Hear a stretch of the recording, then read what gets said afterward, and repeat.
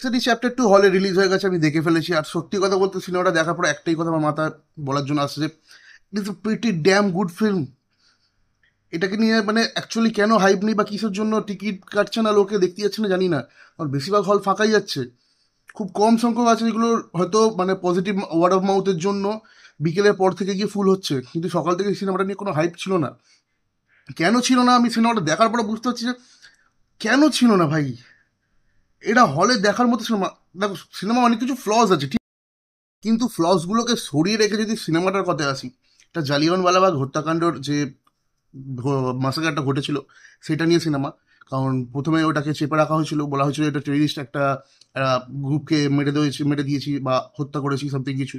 কিন্তু আস্তে আস্তে সেই ঘটনাটা শঙ্কর নায়ার প্লেড বাই অক্ষয় কুমার, যে ক্যারেক্টারটা প্লে করেছে, ও যেভাবে সামনে এনেছিল কোর্ট রুমে দাঁড়িয়ে ব্রিটিশ গভর্নমেন্টের সামনে দাঁড়িয়ে ব্রিটিশকে চ্যালেঞ্জ করা, যেভাবে সিনেমাটা ফুটিয়ে তুলেছে মানে দেখার মতো। সিরিয়াস পিওর অ্যান্ড পিওর একটা লংগেস্ট কোর্টরুম ড্রামা, যেখানে কোর্টরুম ড্রামাটাকে খুব ভালোভাবে প্রেজেন্ট করা হয়েছে। এটাকে যারা দেখতে যাচ্ছ তারা এরকম ভেবো না যে একটা এন্টারটেনিং সিনেমা দেখতে যাচ্ছি সামথিং কিছু। এটা খুব সিরিয়াস ম্যাটার একটা ফিল্ম, আর পুরো সিনেমাটা সিরিয়াস ম্যাটারটা টোনটা ধরে রাখে অ্যাকচুয়ালি। কিন্তু হ্যাঁ, হাফ টাইমের পরে তোমার কাছে একটু স্ট্রেচেবল ফিল হবে। ওই জায়গাটা মনে হচ্ছিল যে একটু আর একটু কেটে ছোট করে দিলে ভালো হতো, কিন্তু ঠিক আছে যদি।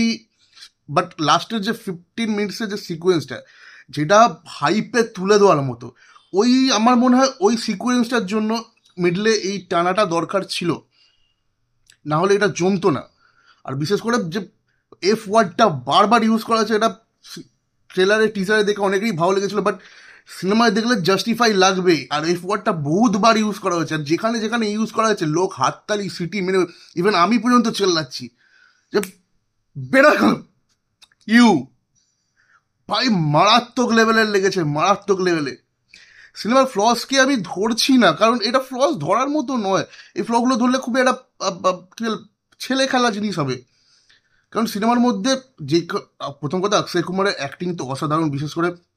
আর ব্যাকগ্রাউন্ডে যে মিউজিক, কোর্টরুম ড্রামার মধ্যে ব্যাকগ্রাউন্ড যে যে মিউজিকগুলো দিয়েছে, সেই মিউজিকগুলো কাজ করেছে গুজবাম্পসের মধ্যে। সব থেকে মিউজিকগুলো কাজ করেছে। বি প্রাকের গানটাও, ওই পার্ট 1-এর গানটাও আছে, কেএসি পার্ট 1-এর গানটা, ওইটা মিডলেও চলবে। আর যখন অক্ষয় কুমার সব কিছু ইয়ে করে কালো কোটটা পরে হেঁটে আসবে পিছন দিক দিয়ে, যেই ব্যাক মানে যে গানটা চলছে, ওটা দারুণ ফাটিয়ে দিয়েছে।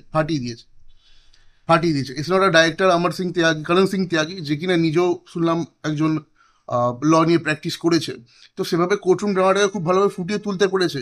যেভাবে দুটো মানে ডিফেন্স লয়ারের মধ্যে যেভাবে কথোপকথন, যেভাবে কথা কাটাকাটি, আর বিশেষ করে যেখানে ঘুষ ফুস খাওয়া হয় না, তার অনেক যে কেসগুলো রয়েছে সেগুলো দেখিয়েছে একদম প্রপারলি। এগুলো দেখার পর আমাদের নিজেদের মানে তোমার নিজেদের ফিল হবে যে ব্রিটিশরা এই সুরের বাচ্চাগুলো কতদিন কত কিছু না করেছিল। মানে লিটারেলি বলছি, রেজিনা ক্যাসান্ড্রার ক্যারেক্টারটা, যেটা অক্ষয় কুমার বউয়ের ক্যারেক্টারটা প্লে করেছে, খুব বেশি পার্ট ছিল না, বাট যেখানে যেখানে পার্ট ছিল খারাপ তো কাজ করে না। আর মাধবনের কাজ ভালো হয়েছে, ওটা ভালো করে লেখা হয়েছিল, বাট কোথাও না কোথাও আমার গিয়ে একটু কুদলে গেল যে আর মাধবনকে সেই হিসেবে পাওয়ারফুল বা সেই ফুল পোটেন্সিয়ালটা দেখানো হয়নি। আর সারপ্রাইজিংলি এখানে অনন্যা পান্ডে, মানে মেনশন করতে হবে সারপ্রাইজিংলি, মানে অনন্যা পান্ডে সিনেমাটায় ডোবানোর কাজ করেনি।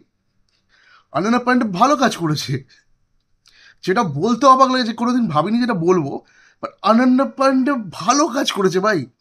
ওকে দেখে তথাকথিত স্টার কিড যেগুলো সব নতুন নতুন বেরোচ্ছে, ওদের মতন একটা সিরিয়াস ক্যারেক্টারে আছে, সিরিয়াস রোলে আছে, কাজ ভালো করেছে। আর শকিং, প্রথম সিনেমা শুরু হচ্ছে জালিয়ানওয়ালাবাগ যে হত্যাকাণ্ড ম্যাসাকারটা দিয়ে, সেটাই। হ্যাঁ, এটা আমি বলবো না যে খুব ভালোভাবে দেখিয়েছে, ওখানে কিছুটা পোর্ট্রেট যেভাবে করেছে। কারণ সর্দার উধম, যেই সুজিত সরকার যে জিনিসটা করেছিল, সেটা একটা আলাদা লেভেলের ছিল। হ্যাঁ, তবে আমি ওটাকে সর্দার উধমের কে সিনটা এই জায়গায় রাখি, এটা এতটা রাখবো। ঠিক আছে, খুব মারাত্মক কিছু দেখায়নি। সর্দার উধমের যেভাবে মানে এক্সিকিউট করেছিল, যেভাবে ভিজুয়ালস, যেভাবে অ্যাক্টার্সদের গ্যাদারিং করে অ্যাক্টিংটা করিয়েছিল, মানে ওটা একটা টোটাল টোটাল ওয়াচ, মানে দেখার মতো, একটা চোখে দেখার মতো যে কীভাবে তৈরি করেছিল। এখানে সেই হিসাবে নেই, বাট ঠিক আছে, যেহেতু এটা কোর্টরুম ড্রামা সিনেমা তৈরি করতে হয়, তো ওই সিনটা খুব কম রেখে বাকিটা দেখিয়েছে। ওভারঅল সিনেমাটা খুবই ভালো হয়েছে। দেখো যেভাবে ডার্ক সিরিয়াস টোন দিয়ে সিনেমাটা তৈরি করেছে, ব্যাকগ্রাউন্ড মিউজিক থেকে শুরু করে সেট ডিজাইনিং, ওভারঅল প্রোডাকশন ভ্যালুটা, কারণ করণ জোহার ধর্মা প্রোডাকশন আছে প্রোডাকশনে, ঠিক আছে, এখন ভালো ভালো সিনেমা প্রডিউস করছে। তো সেই ক্ষেত্রে বলতে পারি এটা একটা মাস্ট ওয়াচ ফিল্ম। আর সিনেমাটা হলে দেখো, ঘরে বসে দেখার যে ইয়েতে চলে আসবে, ওটিটিতে চলে আসবে সিট না, এটা হলে এক্সপিরিয়েন্স করা দরকার। কারণ খুব ভালো হয়েছে, ফ্লসগুলোকে বাদ দিয়ে, ফ্লসগুলোর কথা বলছি না আর, কারণ বেশিরভাগটাই তোমাদের গা গরম করার মতো সিনেমাটা চলবে, সেইগুলো হয়তো লক্ষ্যও পড়বে না, খুব ছোটোখাটো জিনিস লক্ষ্যও পড়বে না, যেমন কোর্টরুমের বা এভিডেন্সের যে জিনিসগুলো ছিল ওগুলো খুব শর্টভাবে দেখানো হয়েছে। But it is a very good film, তোমরা এটাকে ট্রাই করো। খুব বেশি অ্যাডাল্ট সার্টিফিকেট কী করতে দিয়েছে জানি না, খুব বেশি কাটাছেড়া নেই, হয়তো এফ ওয়ার্ডটা বেশি ইউজ হয়েছে বলেই কাটাছেড়াটা মানে অ্যাডাল্ট সার্টিফিকেটটা দিয়েছে। কারণ এখন কি বলবো, ইন্ডিয়ান সার্টিফিকেট যারা দেয় কি বলে। তোমরা যারা নতুন আছো চ্যানেলটাকে সাবস্ক্রাইব করে দাও, বেল আইকনটাকে প্রেস করে দাও, আর যারা দেখে ফেলেছেন ওটা তারা জানাও তোমাদের কেমন লাগলো। খুব দেখা হচ্ছে একটা নতুন ভিডিও নিয়ে তাড়াতাড়ি, ঠিক আছে? রেড 2 আসছে, সব কিছু দেখতে পাবে। আর এই সিনেমাটা দেখা খুব দরকার, দেখো, সত্যি কথা হলে গিয়ে দেখো, ঘরে বসে দেখো না, দারুণ লাগবে।